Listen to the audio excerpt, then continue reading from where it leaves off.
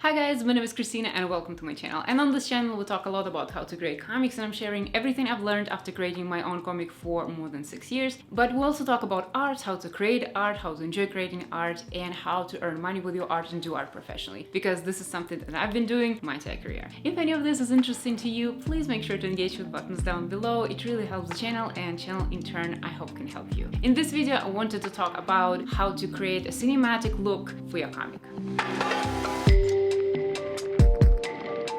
Be a little random, thing to talk about, but I got a lot of comments over the time about people saying that my comic looks cinematic and people really like the look. I got this comment enough of times, so I decided, I guess maybe my comic does look cinematic, and it got me thinking about why and how and all of this. So I decided to make this video and kind of share if this is the look that you're going for. You can think about it. First of all, you don't have to make your comic look cinematic. It's really just a style preference, and I'm gonna explain why I'm choosing the style. Yeah, you can do whatever you want with your comic, but in case if you want to create like this cinematic look that I create in my comic, keep on watching. So first of all, I want to talk about why I'm using this thing, I guess. Well, first of all, it works with my drawing style, I suppose, because what I'm trying to do with my drawing style is create this realistic looking style. Even though it's still stylized, originally I'm coming from a background of drawing things that are very as photoreal as possible. I really used to like the idea of photoreal style, and this is something that I really like doing. And now with my comic, even though it's still stylized, I still like to have certain elements that are very realistic. So it's a realistic / stylized style, but I like to draw things as realistic as I possibly can, given the fact that it's a comic. So it kind of works with my style to use kind of cinematic look because it works. So this is one reason why I'm doing it. Another one is that it's pretty recognizable language, the cinematic language, and I kind of want my comic be accessible for people who are not necessarily really like comics, not necessarily to people who read them all the time. I want people to pick up my comic and get very familiar with a language because they watch movies, right? And they understand how to flow, because for example Marvel or DC comics, they have their own visual language, or manga has its very own visual language, and I really wanted to create a comic that has the visual language that kind of the movie has a little bit, so it's more accessible and recognizable and easy to navigate, so more accessible for people. Because my logic is that I want people who love fantasy books read my comic. Even though comic and novel is a little different media, this is kind of what I want to include in my readership and make it easier for them to understand. So yeah, another reason is that this is kind of language that I know already. I really love watching movies. I like that, and I work in movie industry. This is something that I work with on daily, with shots from all different movies, and this is something that I create. So for me, cinematic look is kind of like the standard. So this is something that easy for me to create, and this is something that I naturally create, and this is just I'm the most comfortable in. This is also why I'm choosing it. It just seems to be a very easy choice because it's something that I work with on daily, and this is something that I understand. So yeah, that's why I guess I'm also picking it. But again, before I go into exactly how to create this look, I think it's good to keep in mind that it's still a different media. Even though we're using cinematic language, comic is still not a movie, it still doesn't move, it's still a comic, so it cannot be completely translated. Some things that I'm talking about will still have to be adjusted,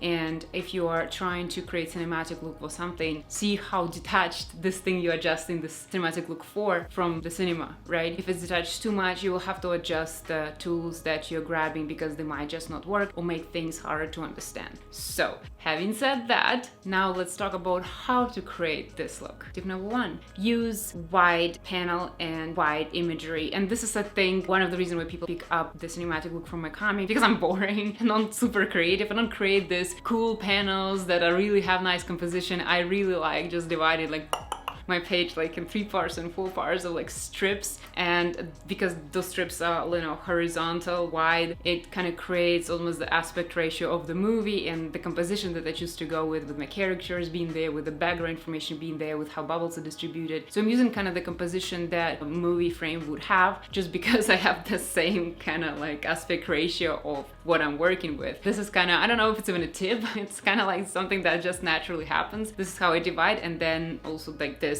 aspect ratio seems to be the most natural for me to work with. It's very easy to create composition for me in that space. So yeah, this is tip number one. Tip number two is use cinematic language. It's a whole hole you can fall into. There's so much information about this online, people breaking down movies and showing how shots work and what shots do and how shots communicate information. It's simple things like shot, reverse shot. If you have, for example, dialogue, have a shot of a person who is talking, and then there's a reverse shot, like the camera literally does a reverse, and you have a reverse shot of a person who is replying. And there is a couple rules in there. It's like the fact that you really want to match the size of the face between those characters and, you know, kind of make those shots work together, unless you kind of want to play around it and create something like make one character feel really small and one character feel really imposing. You can really zoom in on one character and, you know, zoom out on another character, but this is more like exceptions, like when you break the rules to create effect. This is one of just visual language of the movie that you can use. There's like tons.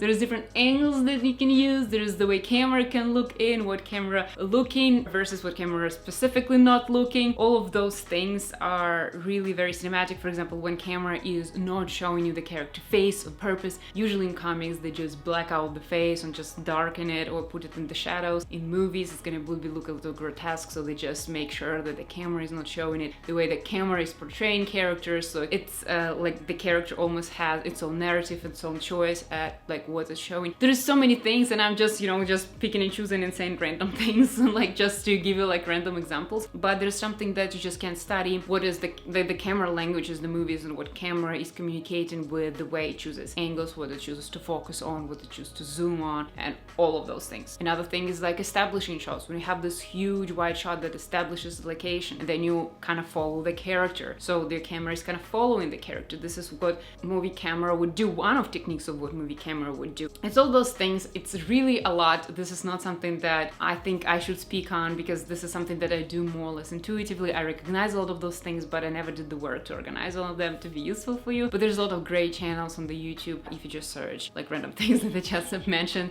you will find a lot of it. But yeah, basically using the language that camera has and tools that camera has to tell the story, and using this kind of in your comic camera, given that obviously it's static, it is not moving, it cannot moving directly, only kind of like implied indirectly that somebody moved, the camera moved. Tip number 3 is also speaking about the camera, is physical camera behavior. It's not something that movies actually follow. Not all the movies follow that, but basically think about how the actual camera would operate within the scene. What types of cameras exist on stage, and what cameras people are going to be using to shoot a movie. So it can be tracks that camera rolls on, there can be person walking with a camera, there can be camera just be hang up, the camera can be attached to the car following the subject. So there's so many things, but think about them. This will depend the height what camera at. It will show like the distance the camera is from the subject. It will kind of like make your camera position towards your characters as it would be possible in physical environment. I'm not like, again, I'm not saying like do this. Like for example, I think that is really contributing to this cinematic look is just thinking, can physical camera do this? Can a physical person with a camera do this? If it's shot by a drone, can drone flip like this like crazy? And a good example of this is actually Pacific Rim movies. Pacific Rim 1 actually has a lot of rules of like real camera behavior, and as I mentioned, like movies don't always follow it, but you can see what feeling it creates within the movie. In Pacific Rim, like the first movie, I don't know if it's like a part, I think is the original, like is the second one a prequel? I'm not sure, but basically the first that came out by Guillermo del Toro, that one has camera always acting realistically. So for example, if they even have those crazy fights with those mechas fighting those monsters, the camera always looks like as it would be possible to actually film it if those actual creatures and robots were fighting in real life. Camera moves as if it would move on a helicopter, or shot from a drone, or shot from a building or somewhere. So it will always act more or less physically realistic, so you can like believable for how the camera would behave, and it creates more immersive and realistic experience. I think whether it's in the Pacific Rim, like the second movie that came out, the camera just flies around and does all the craziest things that impossible for physical camera to do, but totally possible for digital camera to do. Not like digital, but like virtual camera in like 3D space, and like a 3D program you can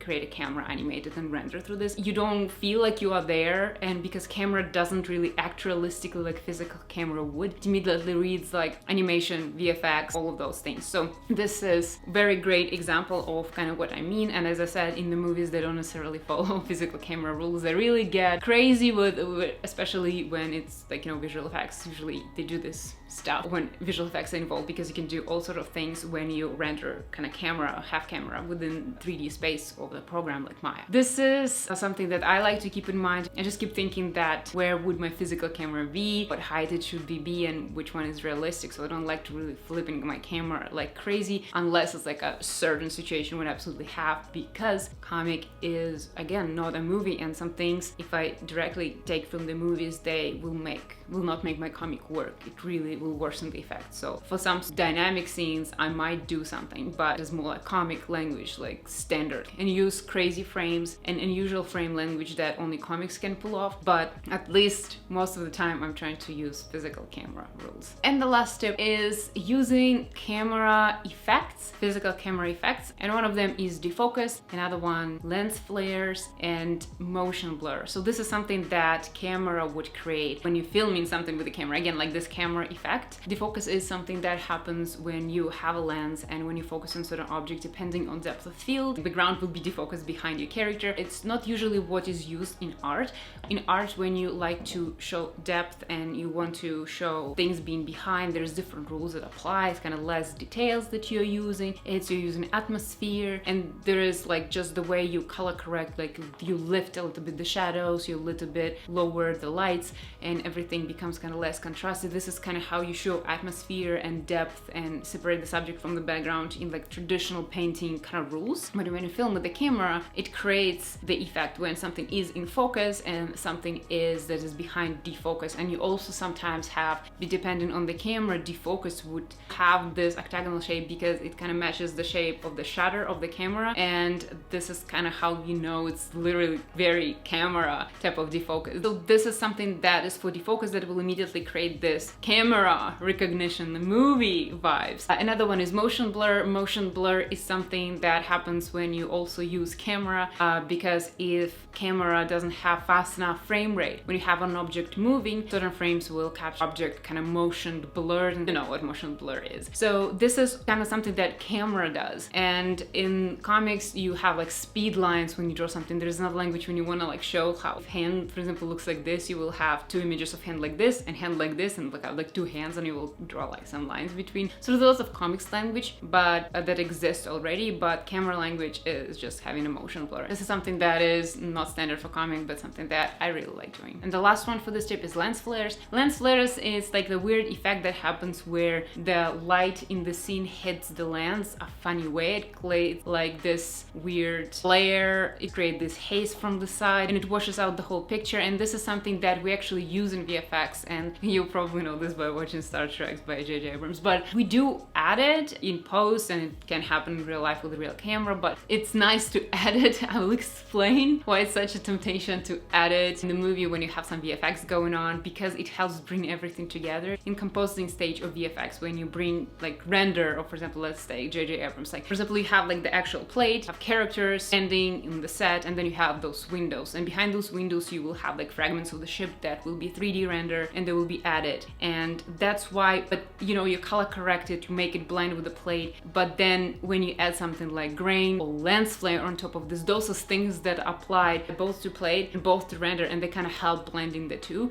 So things like those lens flares and stuff that put on top of both plate of like real life footage and renders and VFX, everything in that added on top of both kind of helps blend in together and create more coherent and put together image. So this is you know, the same as like atmosphere, hazes, defocuses, like hazes and all stuff like this. So that really helps. And every time I do some VFX freelance and create like VFX shots on my own and add like VFX with the real plate, like live footage, I like adding a little bit lens flare and stuff like this, because it helps blend everything together and make like look like I did such a great job at integration CG with real life footage. So now you know the secret. So yeah, that's the tips that I have of how to make your comic look cinematic. If you're creating the comic that is cinematic, or you like to make a comic look cinematic, let me know in the comments down below. But this is something, I don't know, people have been asking me, people have been telling me, and I decided to make a whole video about this. I hope it's helpful, I hope it is interesting. I really like this look, so I'm gonna just continue doing it, and maybe we'll have more tips as I go forward. So that's it for today's video. Thank you so much guys for watching. I hope you're having a good day, and yeah, I hope to see you in the next one. Thank you so much guys for watching.